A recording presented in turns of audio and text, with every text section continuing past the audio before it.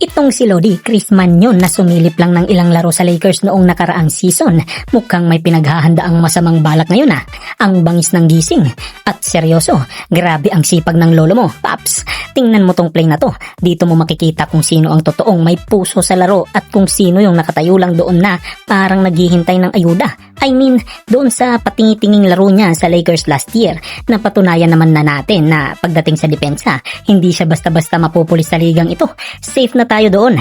Ang hamon lang talaga sa kanya ngayon, patunayang hindi lang siya basta palamuti pagdating sa opensa.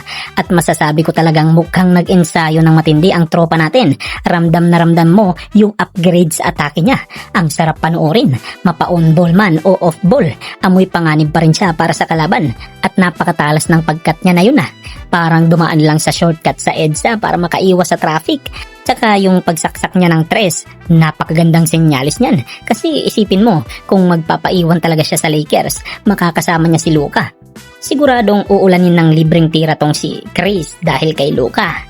Sunod-sunod na and one na may kasamang extra rice tapos sa kabilang dulo, sinupalpal pa yung tres. Grabe, nagpapakitang gilas sa magkabilang panig ng court na parang may gustong patunayan sa ex niya. At para tapusin ang kanyang mala-action movie na performance, kumuha pa ng rebound para sa finishing blow. Karapat dapat talaga tong isama sa rotation. O baka naman sa sobrang galing niya ngayon, si Luka na ang magiging taga-abot niya ng Gatorade sa bench.